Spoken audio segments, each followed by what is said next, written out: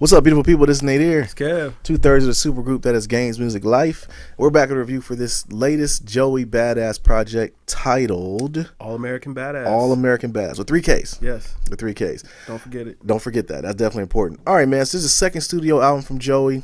He kind of hyped it up a lot in the interviews, talking about how powerful and strong he felt the project was. Yeah. So it had me excited to definitely, listen to it. The album title, I feel, is a reference to his late friend Capital Steez, who had a mixtape titled American Corruption. Also, definitely probably influenced by Ice Cube's album title America's Most Wanted, where all 3 projects where America was actually misspelled intentionally, including alluding to the white supremacist movement, the Ku Klux Klan. Yeah. So, were you excited about this one? I was, man. I've been listening to Joey since the pro era of the 1999 mixtape, man. I really enjoyed Before the Money. The one thing I didn't know about coming into this album was where was Joey going to go next, because he had been coming up off of that, New York old school grimy, gritty flow, and I did want him to get stuck in that shtick because I felt like he was a really talented lyricist, and he did it really well as far as imitating those old school 90s New York rappers. Right. But eventually, he had to change pace, and I wondered if this was going to be the album to change pace for him. So I was really interested going in. Kind of like the same criticism we gave Jid, who's once again an amazing artist. We didn't know what he was going to sound like. With Joey, who is he? And I think he definitely had a lot to talk about on here. So let's get into it, man. All right, man. So Lee's on track 1, Good Morning America, once again with 3 Ks. I love the upbeat vibe on this one, man. Joey sets the tone lyrically and what I feel, the album, was going to touch on. So he definitely kind of ushers in a little bit of what he intends on to talk about on the album. It was a short track, but, a good intro. Yeah. Man, first thing that kind of caught me was that Joey's coming out the gate, switching it up. We didn't get that boom bap sound that we got on Before the Money. We got more of a smooth, mellow, kind of jazzy vibe in there. It's a very minimal track. Had really empty clap that took center stage throughout the whole song, so that way his words really popped out, or really gave him the center of the stage. Right. Going into this album, I knew that he was going to touch more on the state of young Black America, from the titles down to the interviews that he's done leading up to this. And with this track, I felt like he didn't disappoint. He gave me what I was expecting. No doubt, man. Okay, so leading to track 2, For My People. What you think, man? Now with it, just this chorus, I can't stop humming it, man. It's very catchy, very uplifting joint. It's got some really jazzy horns, some boom bap drums do return on there. Joey again exploring the ideas of peace and prosperity for all people coming through the struggle and using his platform to push for it. He follows the theme of going and looking for heroes, or just everyday heroes out there, and gave a little shout out to Hov as well. You know what I'm saying? Definitely. All right, man, just kind of piggyback on what you said, man. Had a very jazzy feel, man. The saxophone on this one in the background stood out to me. Leads into another upbeat track, kind of an uplifting track lyrically wise. Mentions using the microphone as a weapon, which I think he definitely did on this track, and kind of is a recurring theme through the rest of the project. I thought the content he talked about was dope on this one. Yeah, absolutely. All right, man. So leading to track 3, Temptation. The spoken word from the young lady or little girl, I found out towards the end of the track, hits home, on this one, man. It points, on the point that Joey is trying to get across to the listener, man. I like the upbeat vibe once again, but I'm not a fan of the hook. I couldn't really get into the hook, but I think a feature on the hook would have been a little bit better on this one. But once again, I think he pulls it off very well. Joey is snapping. He's definitely going in, touching on, once again, important topics that we definitely need to hear from a young Black male. The ending speech from the little girl was more powerful than the beginning one, but it was just kind of talked about the current state of what's going on, man. Yeah, I feel you, man. With it, it's got a really smooth jazz vibe on this track. It sounds like we got some live horns in there that were sounding real good. Joey again coming through, just contemplating racism and discrimination against African Americans in America today. First verse to me actually sounded like a little bit of a Kendrick or a Kanye vibe on there, where he's got the pitched up vocals kind of going on in the background and the ad libs. But it may just be the energy of the track that's throwing me off a little bit about it, or making it sound that way to me. I thought the choirs at the end was a really nice touch, so really well put together track. That's what's up, man. All right, man. So leading to track 4, Land with the Free. What'd you think? Man, the synths and the computer love pattern on here are the first thing that catch me on this track with the beat. Again, Joey digging deep, taking a look at the relationship between an American and African American, and America throughout time. A lot of political observations and Joey trying to find a resolution to course correct the path that blacks are being led down in America currently. I thought it was really cool that he did take kind of that relationship vibe and bounce back and forth on that idea. I thought it was really dope. Okay. I mean, kind of mirror your point on that one, man. Same thought. I love the beat, kind of a throwback vibe a little bit, in my opinion. I love how the beat slowed down towards the end of and kind of gives the listener a chance to take in what they just heard, because Joey gave us a lot on this track as far as lyric wise. So many times artists speak on issues but don't really touch on how to fix it. I think Joey did that on this track. He did an awesome job, basically just kind of just saying what he thought was a good avenue on how to fix some of the things that are going on right now. I really rock with this track. I played it for my kids, actually. This was the first one I played for my kids from the album, so I definitely thought it was dope. All right, man, leads into Devastated. For this one, man, it was an upbeat vibe. Once again, head nod worthy. I like Joey on the hook on this one, unlike in the previous tracks. The previous track, I should say, where I didn't like the hook. It seems to fit on this one more. Another uplifting track. At this point, it's very clear through the direction of the project. At this point, I knew what I kind of felt like the whole theme of the project was going to be along this path, which I definitely kept me listening as a listener, kept me, on my toes, ready to hear the next thing he would say. But I thought it was a very dope track. Absolutely, man. Now, with it, this was the lead single, the first single from this album, and I felt like it was for good reason. The song is easily the most radio-friendly track on the album, in my opinion.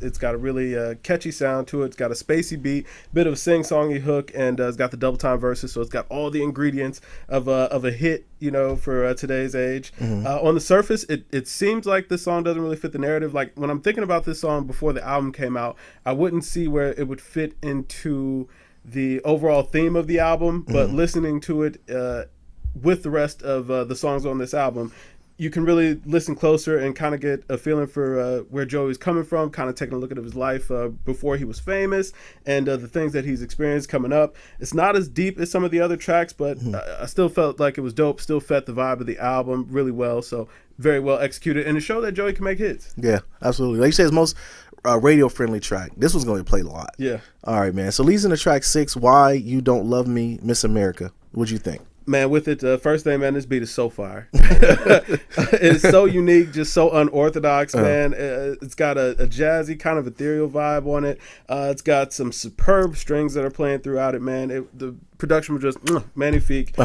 Joey dives back in, exploring the relationship between America and African Americans. This time, he's really looking at it as if, it's a man and a woman, or whoever in a relationship. Right. And it's a bit of a one-sided relationship, and he's just kind of looking at it like, hey, why aren't you reciprocating the love that I show to you, or why don't you want me as much as I want you to want me? Right. And I thought that was a dope angle to take and still fit the theme of the album. Dope, man. I had written down elite level dopeness on this track. Joey is speaking to America from a black person's perspective. I listened to this one about 4 times in a row. It was just such a powerful track. Like you said, it definitely how he made the analogy of basically America being like a relationship, and you're talking to it from a man to a female, and just wondering like, why don't you like me? Because I'm dope. Like, why don't you like me? It is so weird. It's like, it just pointed out some of the bigotries that go on in the country, and here it is, like a older father who were raised with bad values, might not like black people, but Joey Badass is influencing your kids, and you probably don't even know it. Right. So I just thought it was a very dope track. I mean, it gave me goosebumps even talking about that one, man. Seriously. Like, so going into track 7, Rockabye Baby, featuring Schoolboy Q, man, kind of a dreamy beat with a throwback vibe, once again, in my opinion. I was taken aback by Joey's flow at first. I couldn't understand the cadence, what he was going to, but then I remembered he's on there with Schoolboy Q, and it kind of matched Schoolboy's flow. Yeah. Joey wasting no time, man, getting political, let out a F Donald Trump at the beginning of it. Schoolboy comes through, man, and just rips this track, man. He bodied it, man. I mean, I couldn't pick one line out of his verse to point out because I didn't want to do a disservice to other lines on his verse. But I listened to this verse like maybe 3 or 4 times, man, just to listen to everything that he said. I really like this track. I thought it was dope. Yeah, man. First thing that stuck out for me, man, is Joey's flow was just so nasty. It was, on his first man. verse. Like, oh my God, he came in there. He came in there like he had bills to pay. Yes, man. he did. Something's in the red. The beat was hard, man, but it was nothing too memorable for me, man. And then Schoolboy Q comes in there and just wrecks shop, man. Right. I really love the way that they dialed the beat back at the beginning of Schoolboy Q's verse for the first 8 bars, and then picking it back up towards the end of it. Man, I love the pairing on this track, man. Yeah. That was fire. That's what's up, man. All right, man. So leads into track 8, Ring the Alarm, featuring Nick Caution, Kirk Knight, and Michi Darko, the homies. Homies, yeah. What'd you think? Man, something feels off about this beat. The sample really never reaches its apex, in my opinion. Both Joey's verses were really nice, but I really wasn't feeling the bridge or the features on this track. Okay. It all kind of comes together sounding a little bit cluttered, like there were just too many ideas that didn't flesh themselves out on this track, so I wasn't crazy about this one. Okay. I was a little bit on the other end of that one, man. I thought the homies rocked it. The homies didn't suck on this track. They actually sounded okay. The beat was just so East Coast. It just felt like a throwback, just a feel, just so East Coast, man. The transition around the 50% mark was very dope to me, though. I may check for the homies project in this one, man. I might even look into these cats, but that's how I feel right now. There you go. Right? But I thought the homies didn't suck. A lot of times when the homies are on there, I worry about it, but the homies didn't suck. All right, man. It's leading to track 9, Super Predator featuring Styles P. This one it was an upbeat, but grimy track, which fitting for the feature on this one. Coming off Drake's project, I am a little bit tinged out. But I can deal with it on this one, man. Being that Styles is a very political and outspoken about his political stance, he fit the project very well. This track fit the overall theme of the project, and I thought at this point, with the features, it made me understand that Joey put a lot of thought into this. He went and got people who actually gave a damn about politics, knows politics. Yeah. And if you ever see Styles P, any interviews, he can't help but talk about politics as far as anybody, but he knows what he's talking about. So I felt it was a very dope track. Yeah, absolutely, man. For me, everything was working on this track. First off, man, huge shout out to Static Selector, man. He's showing why he's a legend in this game with this production. Oh my God, he killed that. Joey bodies his verses, man, just speaking about how black youth are demonized, but we don't always acknowledge the circumstances that mold these individuals, and just kind of touching on that idea. Styles was a nice addition on this track, but man, Joey went so hard. I think I might have preferred another verse from him on here, but it was just because he was that nice. No credit lost on Styles' P part. Yeah, no doubt, man. All right, man. It's leading to track 10, Babylon featuring Chronix. Yeah. What'd you think? Man, this might be my favorite track on the album. Yeah, Joey's energy on this track just comes through with so much passion, so much raw emotion, so much anger, just frustration coming through in his words. It just sounds like he's at his wit's end on this track. He's talking about the injustices that we've experienced in this country, feeling like he's working against a system that's working against him. It just had all the ingredients on this track, man. It was just a beautiful track. No doubt, man. I definitely said the same thing. Man, the saxophone on this one and the keys, are very vivid on this track. Yeah. Joey, like you said, touches on the system and how black people are being gunned down. Joey and even the feature, man, they paint a very vivid picture on what exactly is going on in this country, man, and the climate for black people. We're being hunted, and they paint a great picture of it. I could close my eyes and watch a video to that as far as what was going on. And overall, man, the theme of this one, man, this track made me sad, bro. It really just made me sad of how it is out here, man, and how the conversations I've had with my kids and how you got to move out here. And, definitely it was something that needed to be talked about. And, but it just made me sad, man. Yeah. All right, man. So leads into track 11, Legendary featuring J. Cole. Static Selector, once again, man, he killed this, man. He really killed this track, man. The horns stand out, but every instrument seemed to come through clear on certain points. It was almost like he did it on purpose, but I'm sure he did. Joey is snapping per usual on this one, and Usher's in Cole. Cole now, he went with a laid back flow and kind of sounded like a tired, defeated voice, man. But it fit the track. Yeah. I would have preferred Cole on one of the upbeat tracks where he got a little bit more animated, but it sounded like he was kind of like a drained person, which I got it. It fit the track. Yeah. He had spoken on these topics before, so I felt like he had a lot more to say, though, but I'll take it. I think it was a decent Cole feature. I feel you, man.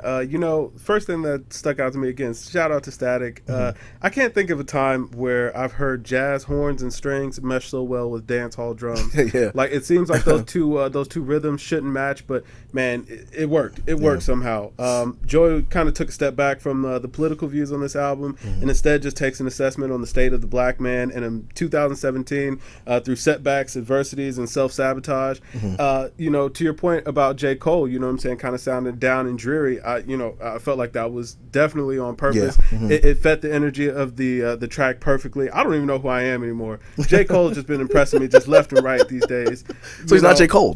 He's not J. Cole. He's not J. Cole. He definitely broke the spell, man. He busted up out of the Sub-Zero the ice block. Okay. But with it, man, he fed the track perfect, man. It was a dope track. Dope vibes. So leading to the last track on the album, American Idol. What you think, bro? Man, Joey comes in, man. He closes out with the same energy that he came in with, but this time he's completely abandoning the idea of America as it stands now.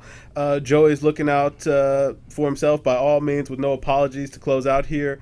I love how he goes almost spoken word to get his point across in this second verse on there. I thought it was brilliant, man. It made me want to tell the young brother, keep fighting. No doubt, man. All right, so let me hear your thoughts, man. The project ends with an upbeat vibe, like most of the project. The beat is kind of soft and allows the vocals to come through very clear.